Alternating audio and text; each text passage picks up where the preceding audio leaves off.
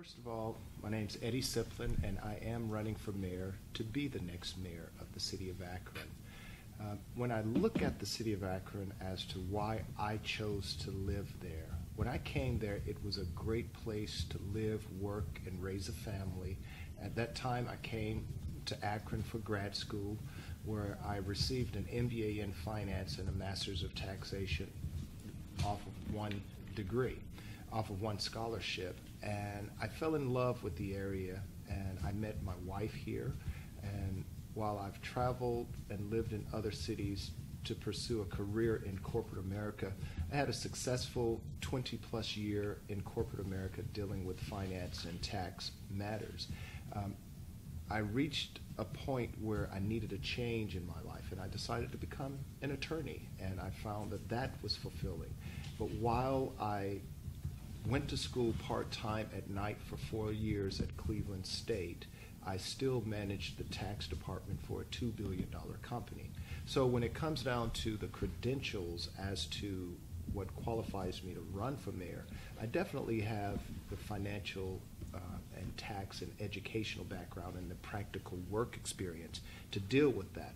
And also my legal experience has given me an opportunity to be in the trenches on a lot of the social and social justice issues. And one of the things I realized is that a lot of the people who are committing crimes, it's not because that they are criminals, it's that they've lost hope and optimism about the city of Akron. So one of the reasons why I want to be the next mayor is that when I look at the past 28 years of policies, it has done nothing to enhance the lives of the citizens of Akron. So that's why my mission is to build a better Akron. And the vision is to make it a great place to live, work, and raise a family. And because of my love for the city and the skill sets that I bring to the table, I'm the right person at the right time with the right skill sets to be the next mayor for the right reasons. And I'm looking at your resume, your candidate data sheet, and it looks like you then have been in Akron since the late 1980s? Yes. Is that correct? Okay. Yes. And you're originally from Georgia? Yes, I'm originally from a small town called Quitman, Georgia. I grew up poor there. At times my family was on welfare, and at times we've picked cotton, we've picked tobacco, watermelons, peaches, strawberries, peanuts. If it grew down there, we worked in it to provide for the family. But I'd say my mother's best day was when she got her first job working in a textile plant, and I entered first grade. But what she instilled in me was a work ethic and a love of knowledge. And part of what she said is that if you have the ability to help someone, you should do it. And it's a sin if you don't and you know that you can. So the skill sets that I bring to the table here is what the city of Akron needs right now. Mr. Melver? Thank you.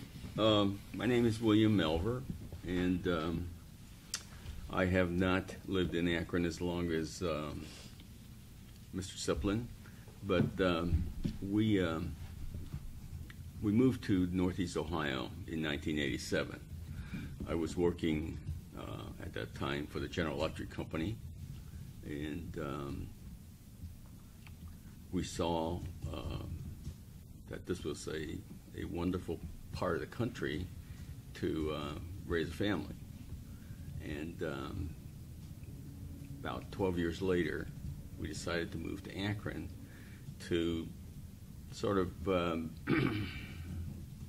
re-evaluate our lifestyle to be consistent with our income at the time, and that was the year that I decided to retire from the General Electric Company, and I started my own business consulting firm. So the reason that I am so compelled to take on this new challenge is over the 15 years that we've lived in Akron, we've seen a lot of things. And I think our former mayor did a lot of good things for downtown Akron. I remember in 1987 when we first moved to Northeast Ohio, and one day we decided to go and scope out Akron.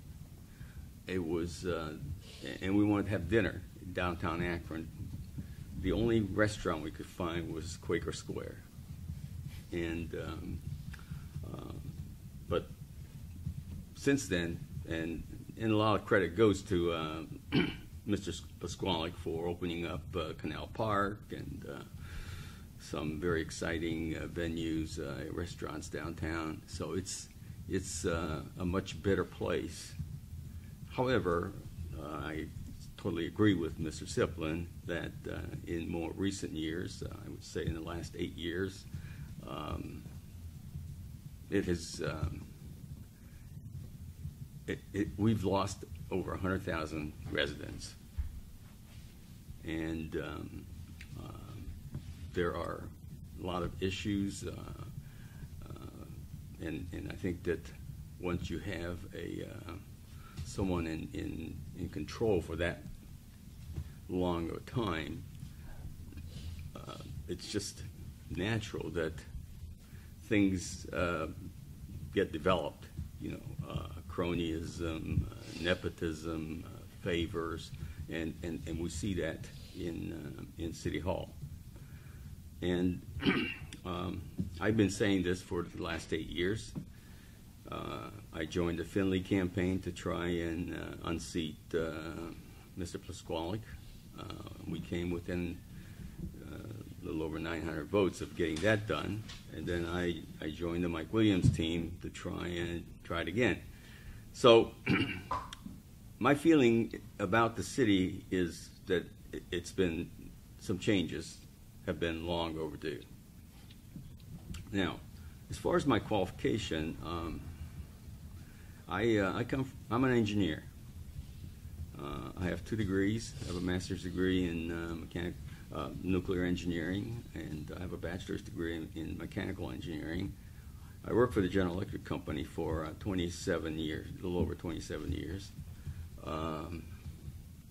I developed my management skills through the Jack Welch era. And if you know anything about corporate America, he is credited with some of the revolutionary thinking of how corporate America should operate. And some things that I could mention, for example, when Jack Welch first came to the General Electric Company, we had about 420,000 employees. 15 years later, when I retired, that number had gone down to about 275,000 employees. In that same period, the gross revenue of the company went from about 10 billion to over 50 billion. In other words, he was able to achieve that and yet still grow the business. And that's the kind of mentality, the approach to running an organization, whether it's a nonprofit or whether it's a Fortune 500 company or City Hall. I think it all requires the same kind of a passion for getting things done, and getting things done in a way that meets all the objectives that you set up front early on. I think the city lacks accountability. I've done some preliminary studies, and in business we use a lot of tools like benchmarking and supply chain management. And I've already started to do some of that. I benchmarked Akron versus about 5 different other cities. And what that means is that you pick a city that's very similar to Akron, and you compare things like, how many attorneys do they have in their law department? You like that one, right? Way too many, Bill. What is the size of their operating budget? Well, that sounds like a big issue. Maybe that's something we can get into as we Fine. as we All right. proceed. So, This is meant to okay, just be a let's kind of go overview. back to my qualification, and that is that I learned how to manage during that Jack Welch era. And the way we approach problem is based on fundamentals. I wanted to ask you, this is the first time you've run for public office. Yes. You mentioned, though, that you've been involved in 2 prior campaigns aimed at unseating Yes. Mayor Pasquale. Yeah, but that was, I got to say that, those roles are very, very limited. Oh, okay. Okay. My role was going out and soliciting for, petition signatures, Okay. So doing. what has prompted you to decide to actually run for office, and why mayor? Why not start with city council, for instance? Well, in order to make the kind of impact that I'm thinking about and what the city deserves, and I think, Mr. Sipplen's already pointed those things out, and I totally agree with his observation that this is a great city. And yet we have not done, why would we let 100,000 people, leave the city limits? And, I see a lot of things now starting to happen, but it's really not happening fast enough for the least that are among us, those that are in poverty, those that are, on welfare. And we spend, in Northeast Ohio, we spend over $5 billion a year. And yet our poverty level is continuing to increase. So you put a lot of issues on the table. Let's peel back. All right. some of them. Well, that's my number one issue. Okay. I'm going to attack poverty, Okay. and by doing that, we'll solve education, we'll solve crime, we'll solve the homeless community. Everything really comes down to addressing poverty. Okay. But I also heard you refer more than once to the population loss of Akron as a sign of trouble. Mr. Sipplen, what's your view about that? What do you think?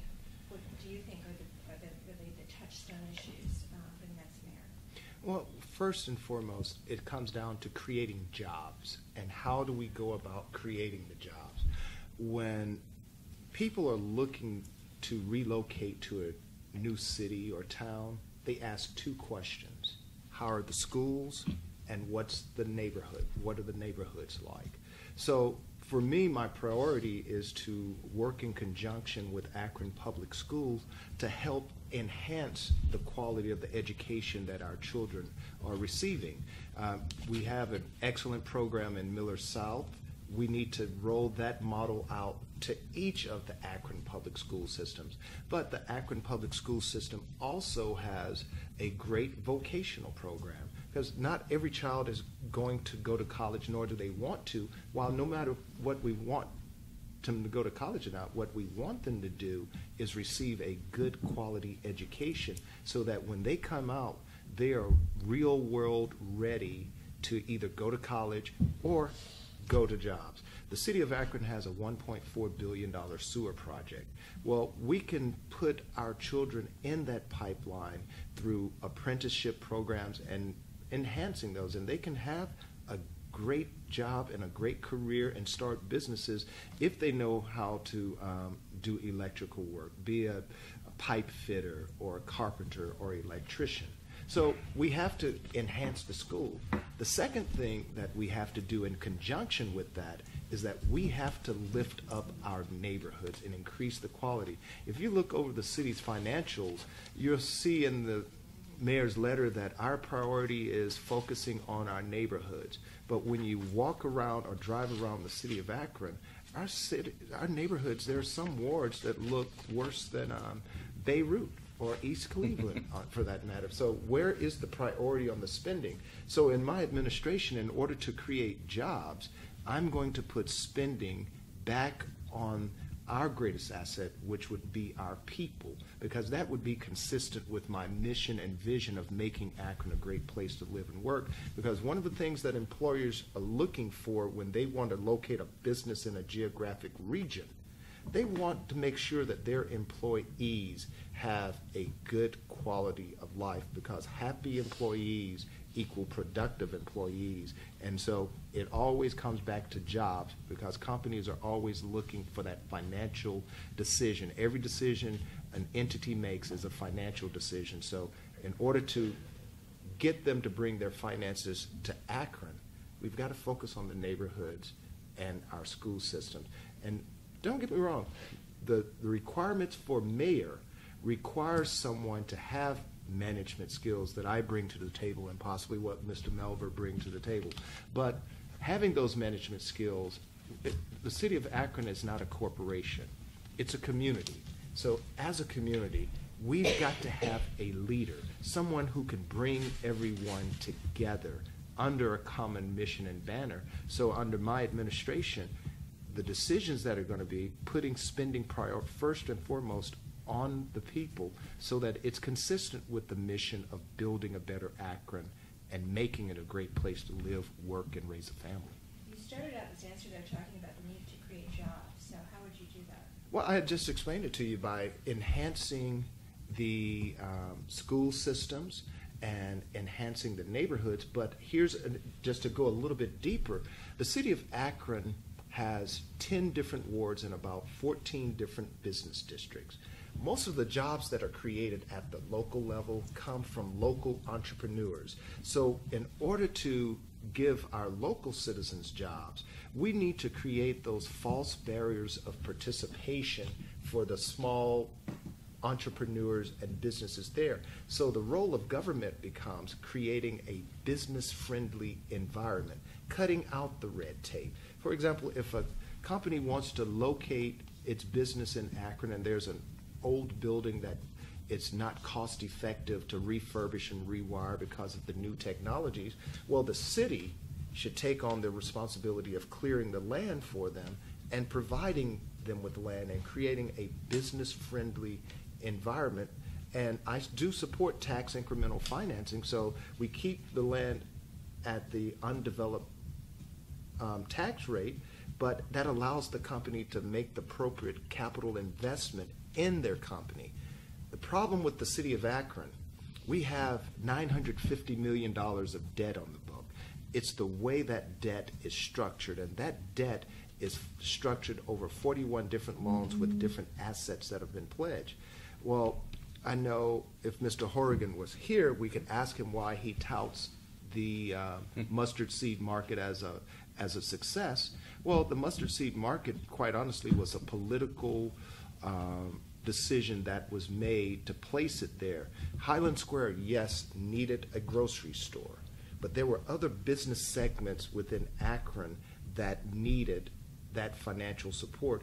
And the way the city structured the deal by using the federal grants and assuming the risk on building that building, if the mustard seed goes under and decides to up and go, well, the taxpayers of the city of Akron are the ones that are going to be left paying that bill. So we've got to look at how the city structures deals and does it. So we've got to do things in a smarter way, but to create the jobs, we've got to create a business-friendly environment and cut out the red tape and ask each council person that whatever we're going to do collectively from the mayor's office to city council, does it go towards building a better Akron?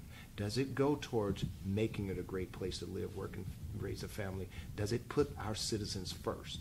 And one of the things, and I know I'm jumping around here, but one of the things that Mr. Melver talked about was accountability.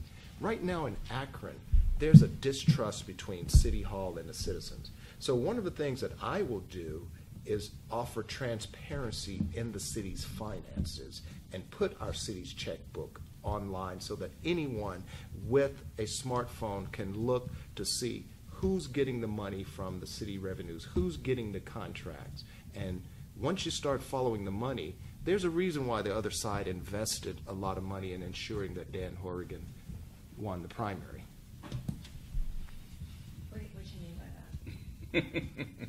Well, it's not that.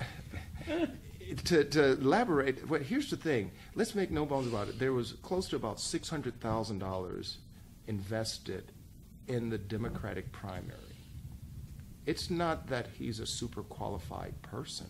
You have to look at what has been going on in the policies and procedures for the past 28 years. The city of Akron, when we look at the revenue from the city of Akron, we have to look at two numbers, 27% from the capital budget and 73% on the operating side.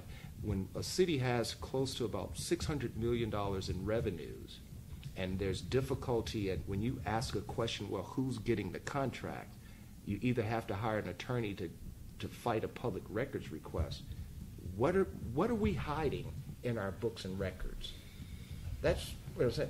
There's as Mr. Melver mentioned, that there's some cronyism that have gotten in place and people have gotten comfortable with the status quo.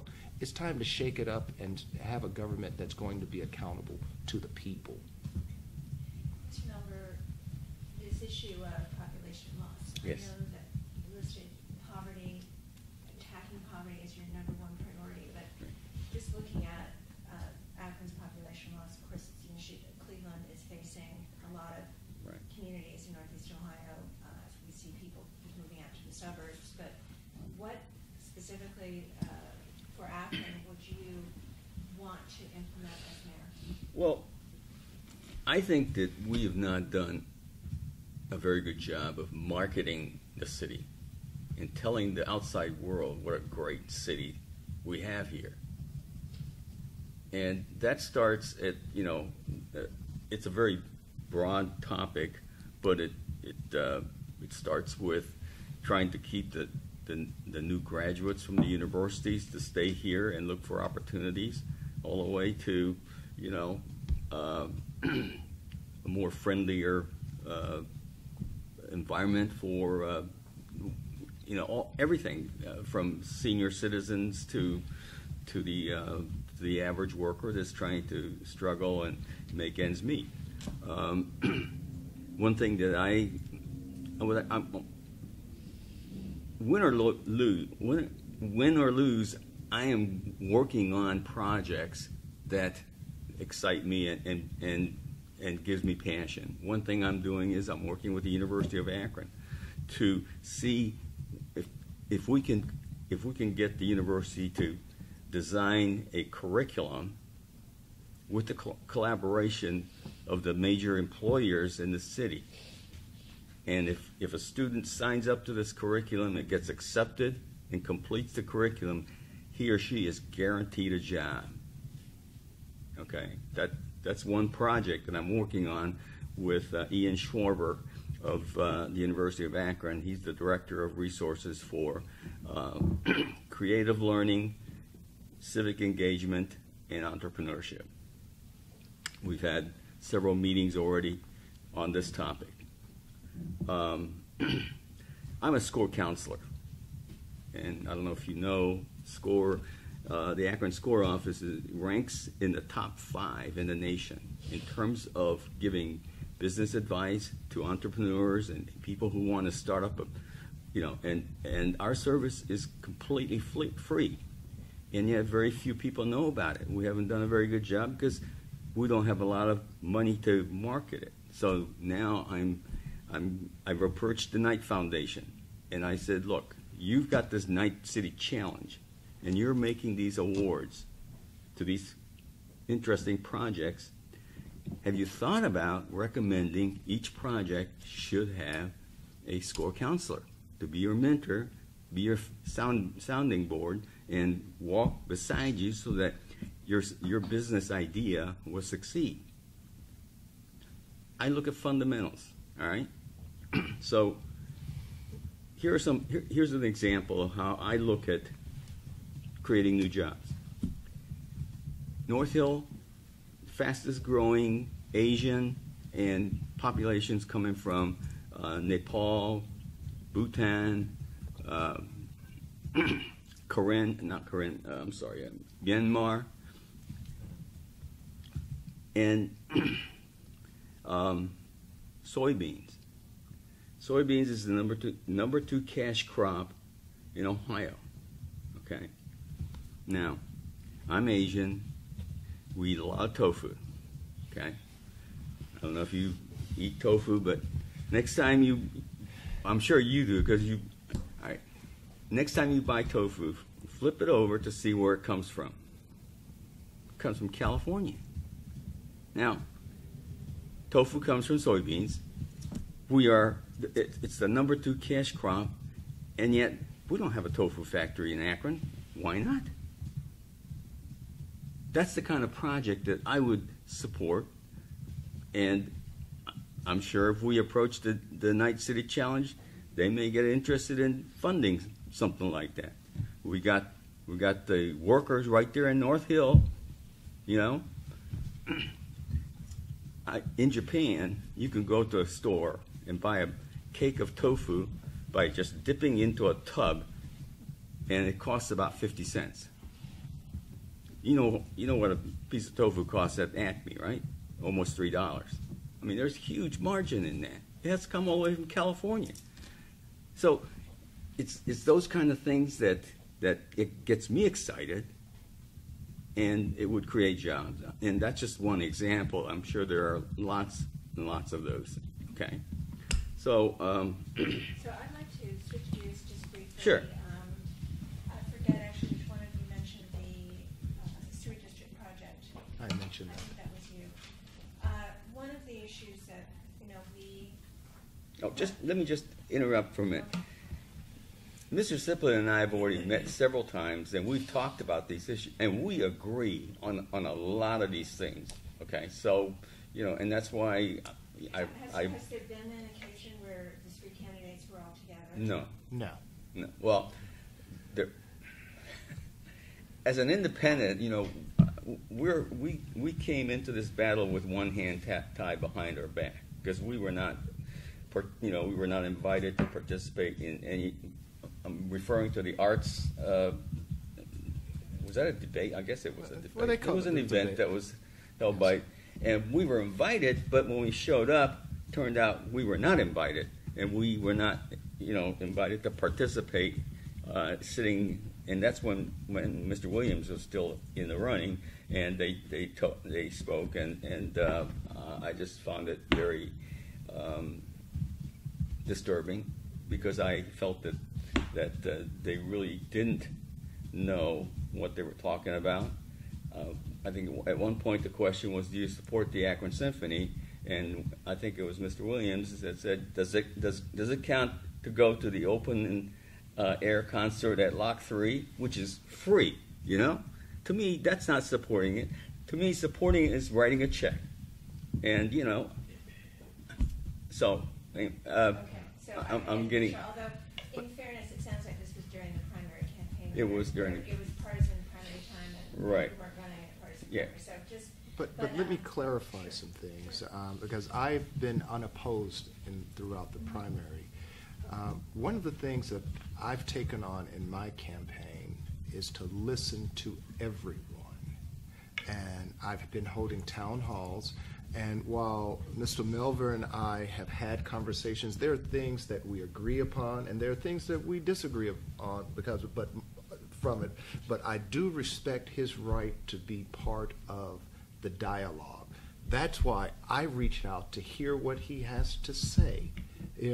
As a leader, you seek out information from everyone, and you make the decision based on it. The best ideas don't have to come from me. He's come up with some great ideas and some good ideas, but you have to be willing to get out of your comfort zone.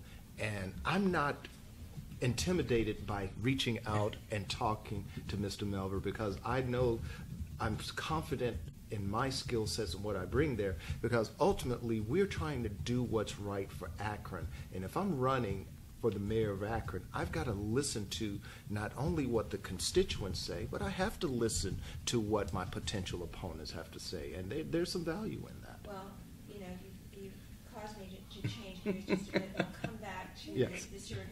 Definitely, Sharon and I would like to hear your positions on that. But the other issue issue here, of course, is the overwhelming democratic nature of the city of Akron. It's one reason why we endorsed in the primary, the Democratic primary, because the perception is that that's where the real decision was going to be made. How, as non-Democrats competing for the mayor of Akron, a very, very democratic city, do you see your roles in this campaign?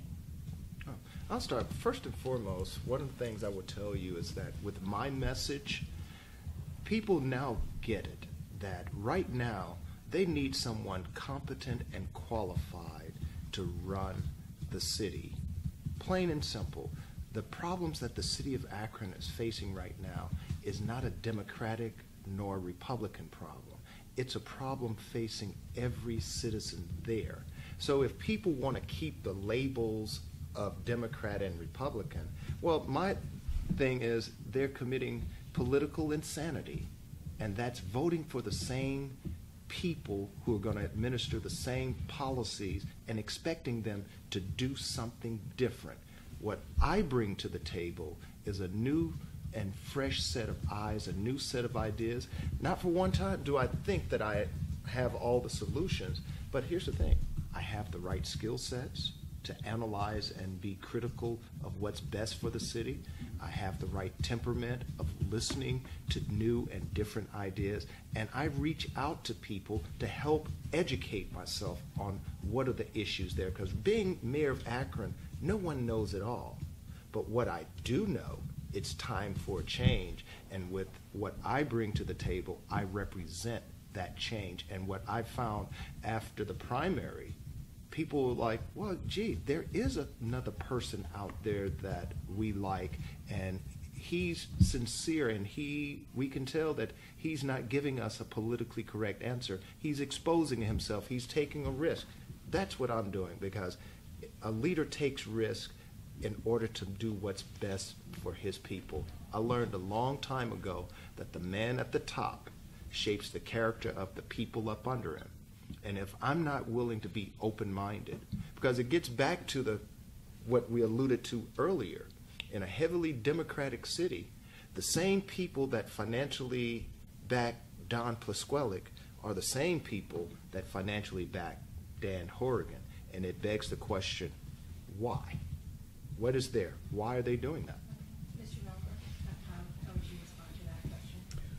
I totally agree with what Mr. Sipplen is saying, and that it is not a D versus R situation that we have in Akron.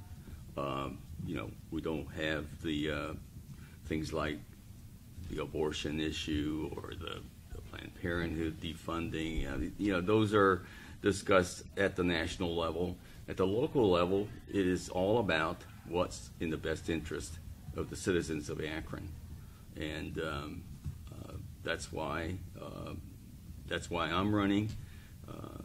My slogan is "Let's do the right thing for the right reason for the people of Akron." Not only do I say that, but I have been actually walking that talk for the last 15 years.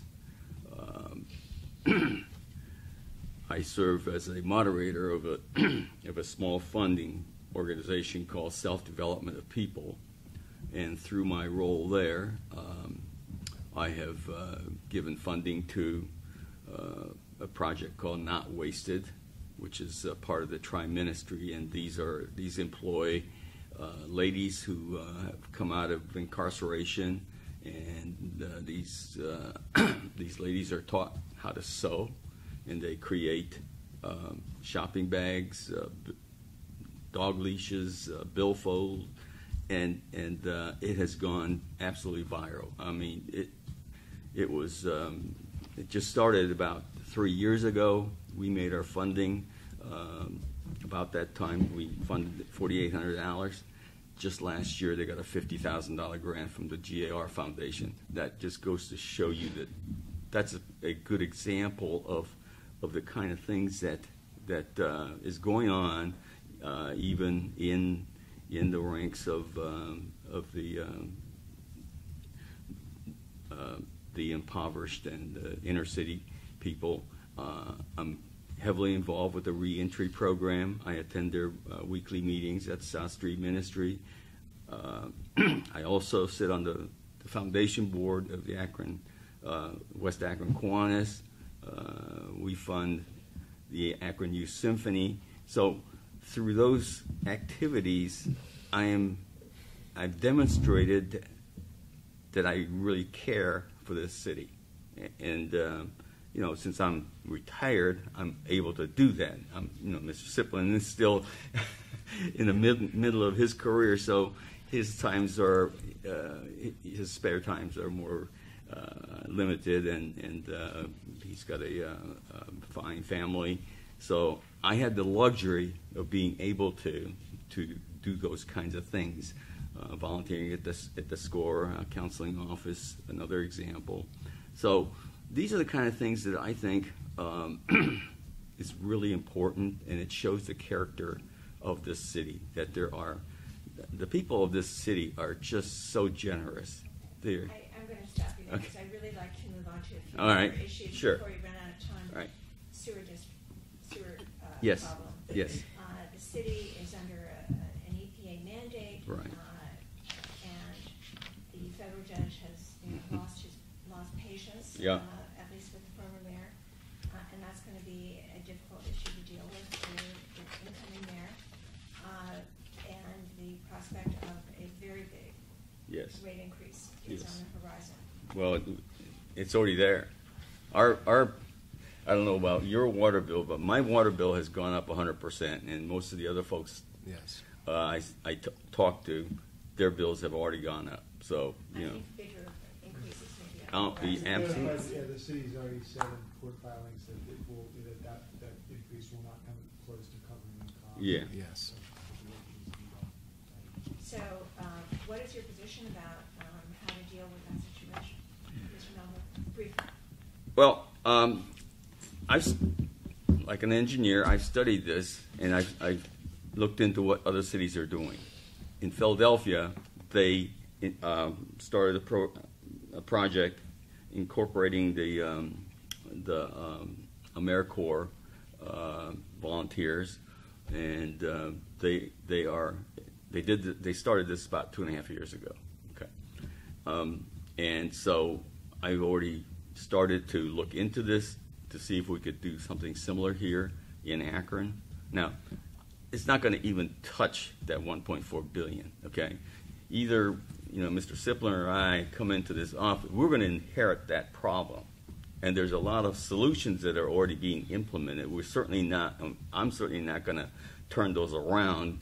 A lot of smart engineers, spend a lot of time developing those solutions. So what I can do as a mayor is to bring this to the forefront of the citizens, to make them aware and have them do their part in terms of anything small, like installing rain barrels would relieve a lot of the water that would challenge the sewer system.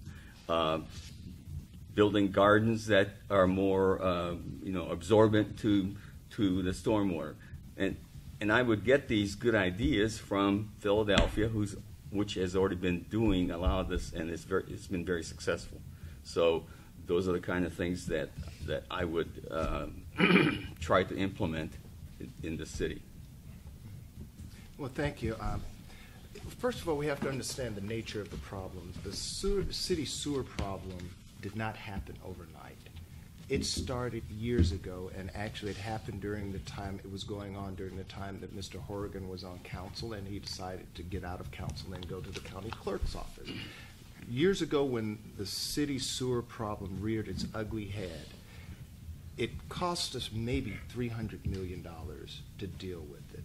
And it comes back due to ineffective policies and people burying their head in the sand and not using the city's money for what it was designed to do, is to take care of the basics of city services. We now have a $1.4 billion problem. So now what we have to do is find a way, because admittedly raising the sewer rates on people is not going to pay that $1.4 billion. And actually what it's going to do, it's going to inhibit our ability to attract people to come here and live in this city. So we've got to find alternative solutions. Well, part of what we have to understand is the consent agreement that was entered into. Why was it entered into? Well, the city's finances, because they were playing, loosey-goosey with the books. Part of a lawsuit is that if you say that you don't have the money to pay for certain types of remediation, the federal government the EPA has the power to say, well, let us come in and audit your books and let us make a determination of that if you're going to make that claim. Well, all of a sudden we enter into a consent agreement that does not benefit the citizens of Akron, because what a lot of people don't realize is that this sewer project represents only 20% of Akron's entire sewer system that needs to be remediated. They ignored 20% of our problems, and it's not going to be that big of a deal. Now it is. The biggest problem is trying to find a solution.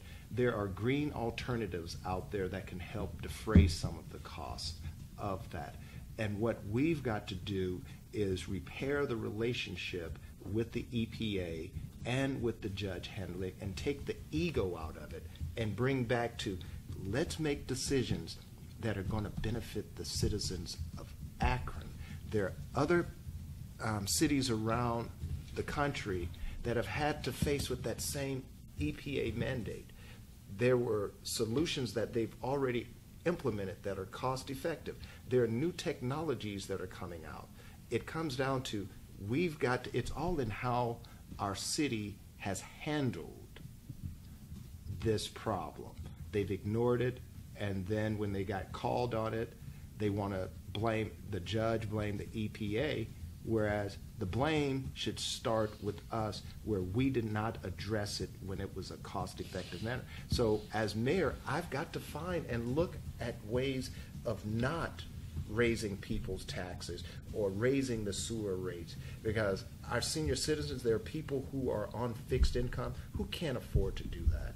And part of, when I go back, when you look at, when I talked about schools and neighborhoods, part of the neighborhood is entailed, if you're going to live here, what are the sewer rates? What are the tax rates? Those are the underlying questions that people ask when making a decision to come here. So we've got to find alternatives to that without passing that burden on to our citizens. And that's something that I've been meeting with various people. There are green alternatives out there, but I really won't know the depth of the problem until I get in there as mayor and look at the problem. Because one of the problems that we have right now, we have unqualified people running our planning department in that they don't have the necessary skill sets. Someone with Mr. Melver's experience and knowledge of engineering would be a great asset to my administration to help us solve the problem, because he's been there and he's done that. And as a leader, that's part of my role, is to recognize what are the assets that are available within the city limits of Akron. I would say part of the issue here, though, is that the federal courts and the federal EPA have essentially become, we were frustrated by the city's failure to come up with a realistic solution.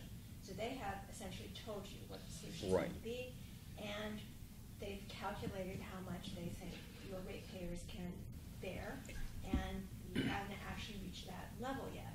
So how do you actually, within that, those constraints, how do you maneuver? And it's fine to talk about these things at the margins, but to deal with the big issue, how do you do that? Well, if I may, please.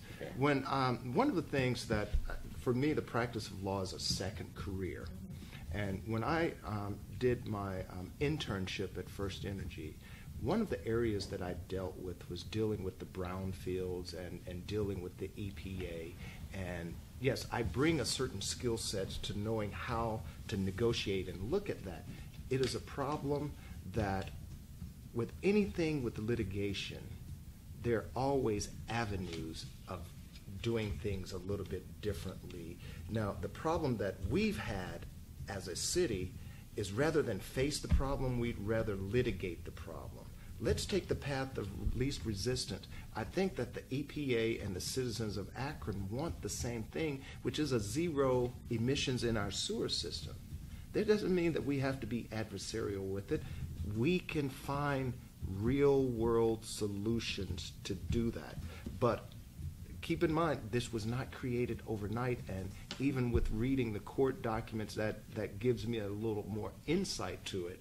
We won't know until we find out, first of all, is there money in our budget to pay for it? Because there are two numbers that we have to look at. 27% for capital expenditures and 73% for operating.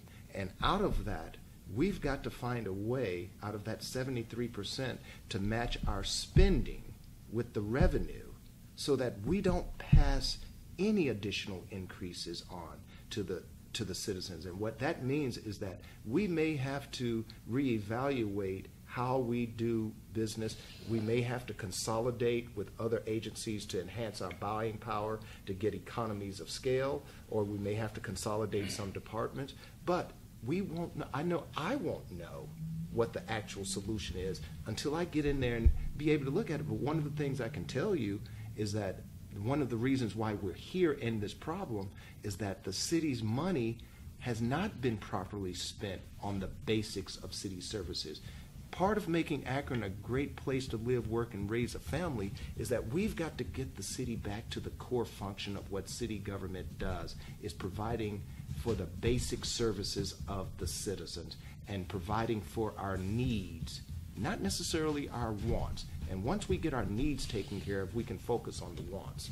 I want to move on to another issue. We've got some questions from readers in response to a preview of this endorsement interview that we posted. Can I just say one thing, though, about, I think we're being penalized because of our lack of cooperation that was in the former administration. As you know, we have a new judge now on this, okay, and we'll have a new team in the city hall, and with new players, there's always room to renegotiate, as Mr. Sipplen pointed out, and perhaps remove some of that penalty that because our time frame to implement a remedy is much shorter than what other cities were given. All right, so we have good arguments to try and negotiate a better deal, and I think that's one of the very strong point of our solution. And we agree on this. We talked about it. So, I would say that the opposite point of view to that, though, is that the reason for the tighter time frame is that Akron resisted doing anything for so many years that essentially the EPA is saying right. that we're not going to reward that kind of foot dragging. But at any rate, that is not to say that a compromise is not possible on that question, because that's pretty critical, as are the costs. I did want to go to a question from a reader, as I mentioned, DJT 2016, that is, says Copley Road is a disaster. Shootings, murders, crime run rampant. Day one, these criminals need to be gone, and the Akron Police Department is overwhelmed. As mayor, who will you call to solve this problem, and which of the candidates will propose a sweep of the area to bring the criminals causing gun violence to justice? Mr. Melver.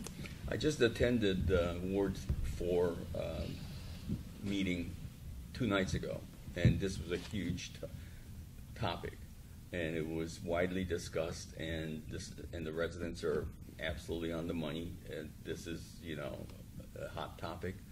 I've also attended Chief Nice's.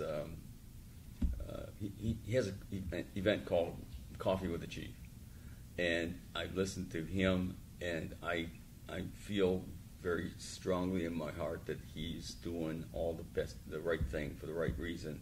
The police department is understaffed right now by about, I think, 25 officers, and he's trying his best to try and get enough money so that he could, increase staff to get to the 500 officers, which is considered to be the minimum that's required to do all the good things and prevent crime. So, as a mayor, I would have to back him up on things like that, and then continue to listen to the residents and have open discussions about ideas. There was some objection to eliminating the one lane, so that now we only have one lane in each direction with a center lane, and a lot of people are using that center lane as a passing lane, and that's caused a lot of accidents. And maybe we need to go back to the way it used to be. But these are all done as a result of extensive engineering studies and traffic flow. So, I'm totally for doing those kind of things, doing the right thing for the right reason, and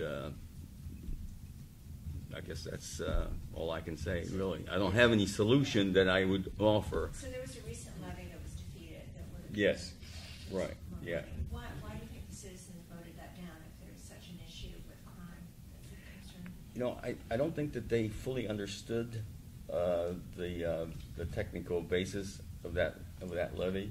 And when I listen to the officers, it sounds like they're at odds in terms of how the levy was structured. And maybe in the future we need to do a better job of educating the residents so that they do make a informed decision on issues like that. I'm glad that that person asked the question. It's a complex question because as a criminal defense attorney, a lot of times the people that I come across, they're not committing the crimes because they want to be a cowboy criminal. They're at a mode of desperation that this is their only alternative for some people, and they choose that. And by no means do I advocate that anyone go out and commit any crimes. And gun violence is a problem, because that gets into a different area as to why people don't value other human beings. It comes down to self-respect and respecting themselves. If people can't work and they lose their sense of self-respect and self-worth, and they become desperate, then they're going to take from other people who go out and work hard, and they're going to take the easy route, because at the end of the day, they want to provide for their family. While we may not necessarily agree with how they go about doing it. Now, what I see, and what I see as part of the problem, is that we've got to do a better job of letting people know what opportunities are out there. Now, to solve the crime issue, the police, and I had lunch with Chief Nice, and he was telling me how they're doing more community policing.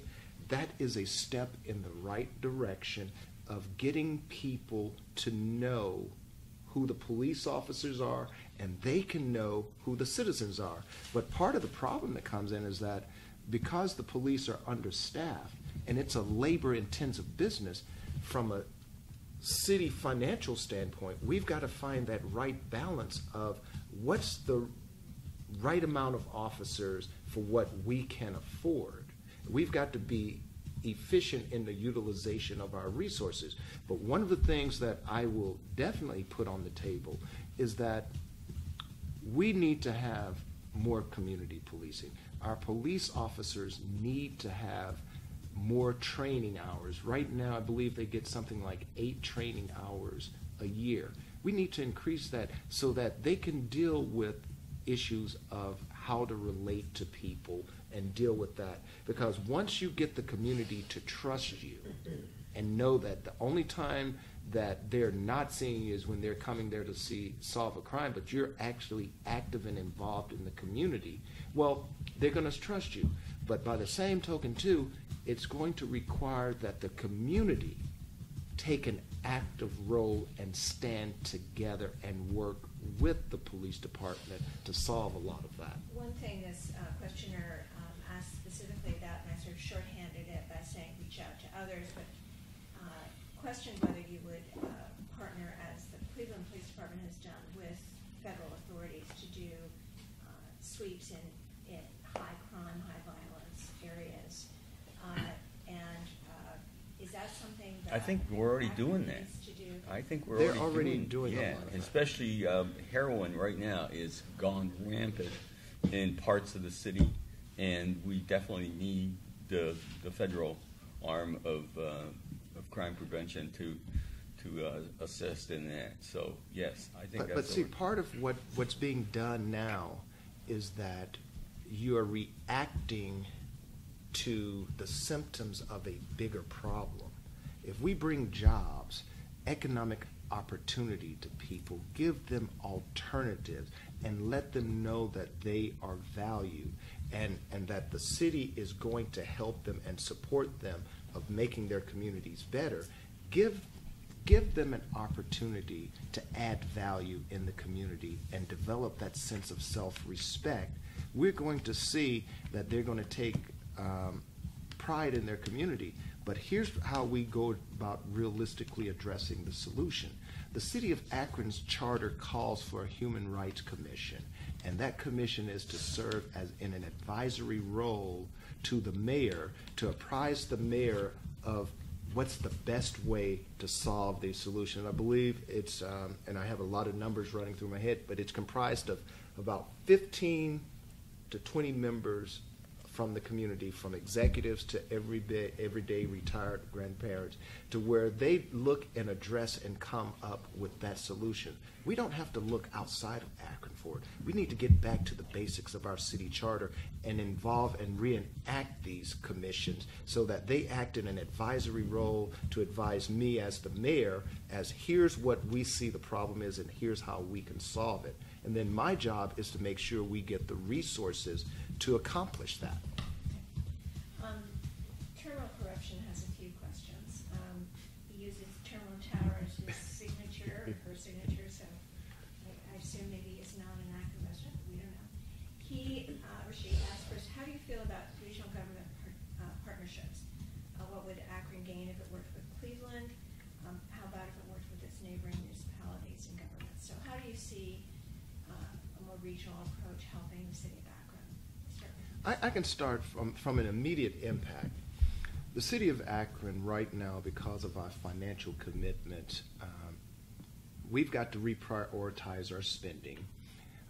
Our fire department needs new equipment. We're going to need new police cars. We're going to need police cameras, body cameras for that. If the city of Akron by itself goes to a vendor and say, we want X number of cars, we don't have buying power. However, if we partner with the city of Cleveland, we partner with all of the surrounding suburbs there and say, look, we want to buy 1,000 police cars, 100 fire trucks. We now have economies of scale, and we can get the biggest bang for our buck because a fire truck in Cleveland is going to perform the same function as a fire truck in Akron. We just may have to get it painted a little bit different. Now that's where from regionalism we can collectively use our buying power to save the taxpayers money. What I don't necessarily agree with is regionalism where each individual township or city loses its identity and creates a super government. No, the city of Akron's government will remain the city of Akron's government. Our department policies and procedures will remain with the city of Akron. But the best way we can do that, when you talk about regionalism, is maximizing our buying power and how we all utilize our taxpayers' dollars because we need the same resources. So let's do it that way. As you know, this concept was originally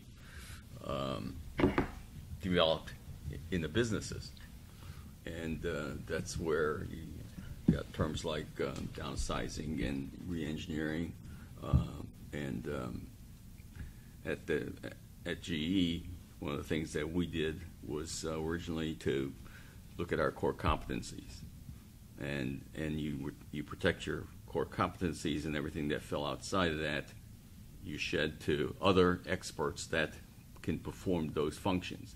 When I first joined the company, we used to have our own company doctor. We used to have our own payroll system. Well, now, they don't have a company doctor.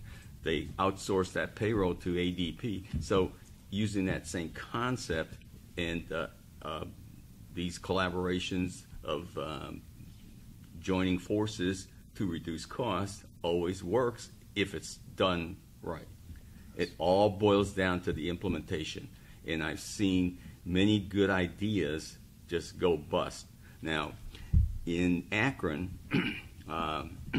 we created this joint economic development districts. And that sounded like a great idea. These smaller communities, like Coventry, got the protection of Akron police. But what turned out, and if you'll talk to the citizens of these smaller community, they are very upset because they're not getting the same quality of service that the folks that live within the city limits are getting. And I don't know the specifics, but that's a wrong implementation. So if we have these great ideas and we have everybody all the stakeholders come to the table and know exactly with eyes wide open what they're getting into, it could work very well. Terminal corruption has another good question, and that it has to do with the city's relationship with the University of Akron, which, as we know, is exploring, kind of changing its identity. You have a relationship with them now. You got your degrees, your business degrees from them, management degrees. How would you move forward with that relationship? And how do you see it, how meaningful do you see that to the future of the city? Well, it's one of the other projects I'm working on. It's called Crown Jewels of Akron, and I'm identifying these crown jewels in an effort to try and market the city. And University of Akron certainly is a crown jewel. Do you know the terminal corruption? Because that was his third question, about the crown jewels of Akron. Well, I've been talking about this I was featured in the Andy January show last March, and I mentioned that as a project that I was going to roll out, and this was way before I decided to run as a mayor, but I still believe that that's something that we need to do so that people start to understand, like SCORE. SCORE is a crown jewel. How many people know about SCORE? And we have 70 counselors that are free of charge. You can just call up and make an appointment and go pick their brains and do all. And not too many people know about that. Or maybe they've heard of it, but they really don't know what we do.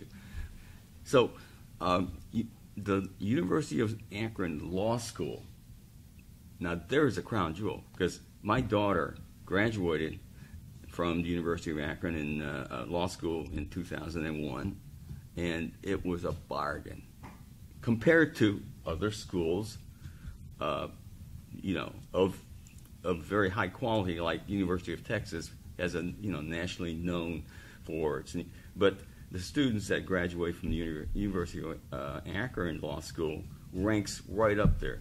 57% pass their board the first time through, and 95% get a real job in the law industry. They're not, getting a job at McDonald's doesn't count. That's not a job.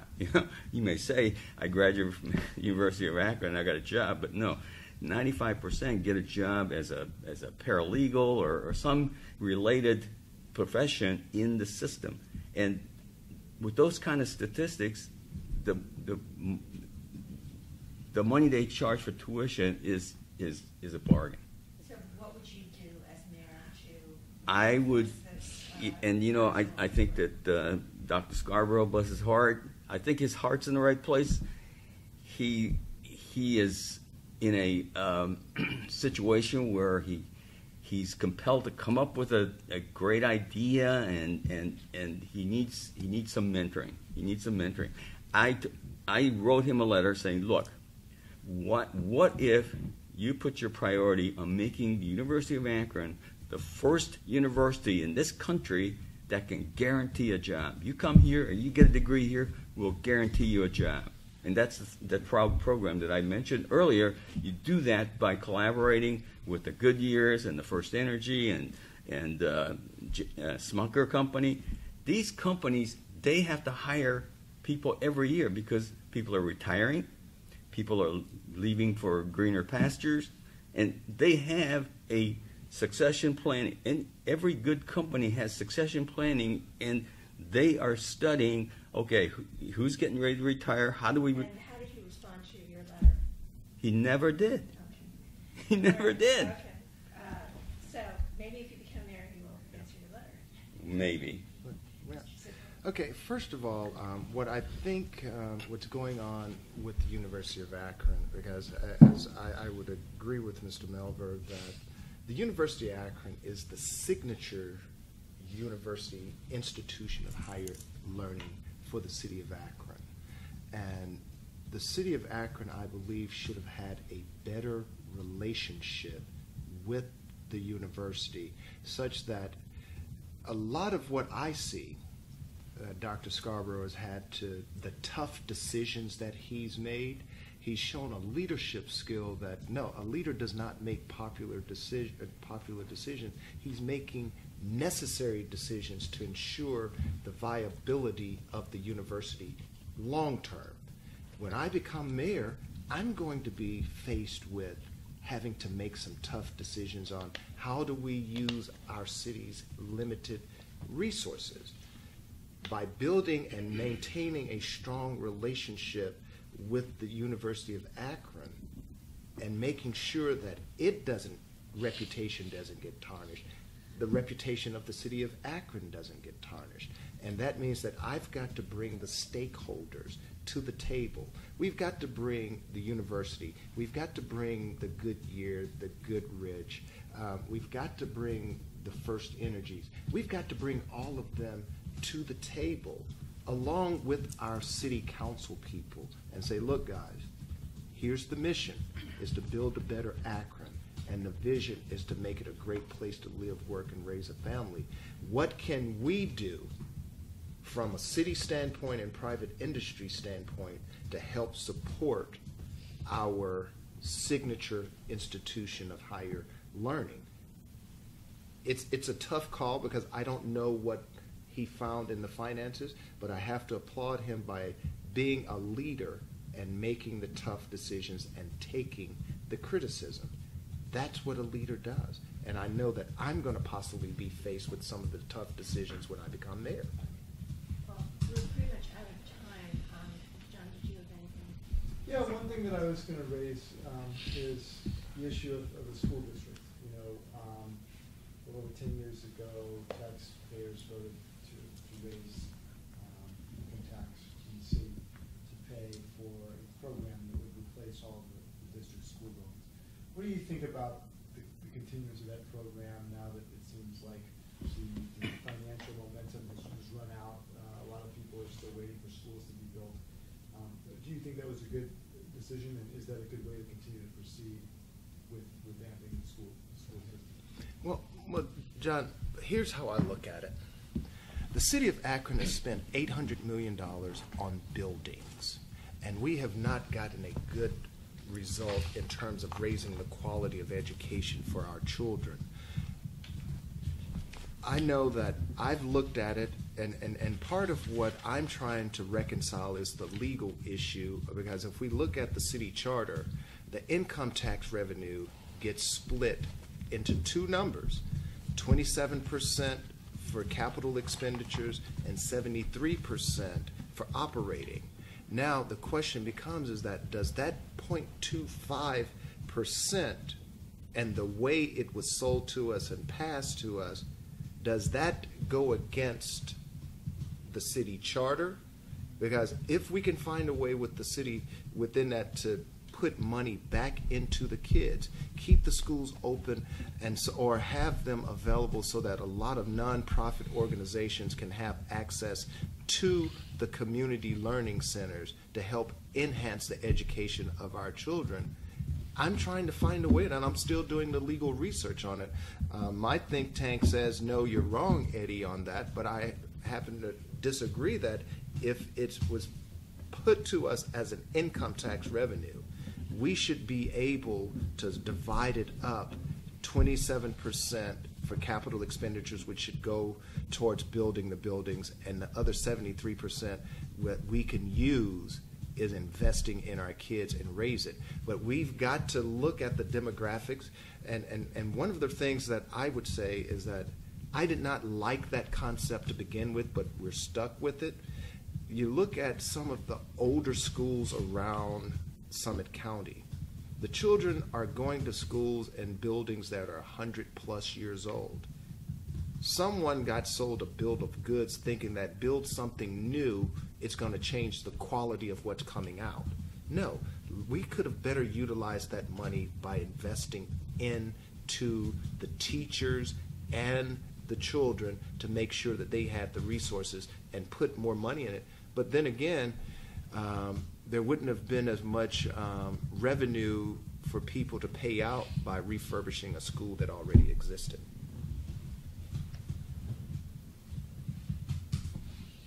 John, I was against that from the onset, and I agree with Mr. Sipplen. You can get quality education in 100-year-old buildings. I was saddened to see some of the Portage Elementary School, where I volunteer every week on Thursdays to read with the kids, that was torn down, and it was a lovely building. I think we could have used that money to refurbish it and make it up to date. So I was against that from the day one. Today, we see a lot of things happening in Columbus over the charter school issue, and I think that there has to be a better way to try and leverage some of that money. I think the concept of charter school is a good one, but I think that we had too many folks who were profit-driven, and it's resulted in the situation that we're in now. But in terms of the public schools, the enrollment is going down, and we need to rethink about why we should be spending more money on new buildings, and so I would really reevaluate that whole process. But I think we were duped into that because of the state money, that matching money that was offered, and that was going to create jobs in the city. I think it was a 64, 36% matching, and so we decided to do that for absolutely the wrong reason. It had nothing to do with the quality of education. It had to do with creating jobs locally and favoring the local building contractors to get those contracts. And John, just to follow up on another point, one of the other problems that bothers me about the building of those schools, very little, if any, of that money went to any minority contractors. You don't see a lot of minority contractors out there building those schools, acting. You may see a few as general contractors, but it didn't benefit all of the citizens, and all of the citizens are paying their taxes to fund that. And that's one of the other problems that I have with it, and I've got to look at how and why we are awarding contracts to various people with that, and to make sure more minorities have an equal participation in the building of those schools, because there's some quality minority contractors out there that should not be cut out of the process. All right. To wrap up, we ask each of you to give an extremely brief, shall we say, door knock speech. I'm in my home, maybe not on Copley Road, maybe somewhere else. So therefore I will answer the door. What would you say to me, very briefly, is the reason that I should vote for you, or that, in effect, that we should endorse you in your run for? Want to start with Mr. Melver? I can do that. I started first. Okay, thank you for remembering that. I hadn't remembered. Well, I think it's a tough choice between Mr. Sipplen and I. We're very similar. We agree on a lot of things. I would say that I deserve to be the next mayor because of what I have achieved just as a volunteer. That I've shown the dedication, the love, and actually the ability of getting things done. And I mentioned a couple of these projects. The Front Porch Cafe is another one. But I find the money and try to get it to work and to solve problems that are close to my heart, and I think is good for the community.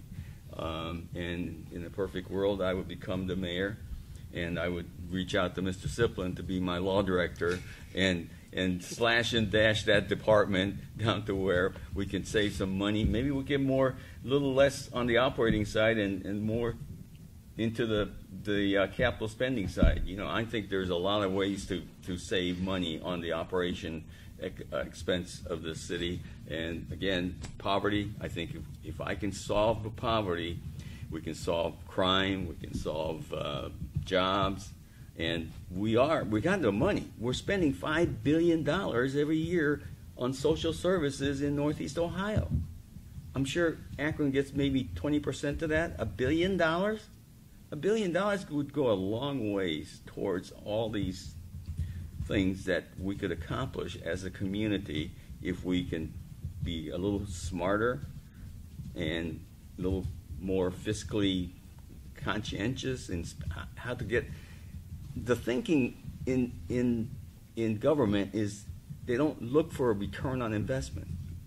I look at all this expense as an investment, and where's the return? I want to see some return, and that's the mentality that I bring to running the city office. Thank you. Thank you. First of all, thank you for having us here. But here's what I tell people, and I've been out on knocking on doors, and someone asked me that question, why should I vote you? And I say it very simply. I'm qualified. I have a Bachelor of Science in Mathematics. I have an MBA in Finance. I have a Master of Tax. 20 plus years of corporate finance and tax experience of solving real world problems. And plus, as an attorney, I've been dealing with real life issues and problems. I have the intellectual ability and the educational knowledge and experience to solve the financial things, but I also have the empathy with those who are less fortunate than we are to understand that but for the grace of God, there go I. So I bring to the table someone who can deal with the broad spectrum of the issues facing the city of Akron, not as a Republican, not as a Democrat, but as a man who cares about the city, who's willing to put himself out there, who's willing to be a leader, and which is what we need right now. We need a change. Our government needs to be changed. Politicians in diapers need to be changed, a lot of times for the same reasons. But I am the right person at the right time with the right skill sets for the right reason. My mission is to build a better Akron, and my vision is to make it a great place to live, work, and raise a family. And that comes by putting people first in the priority of the spending for the city.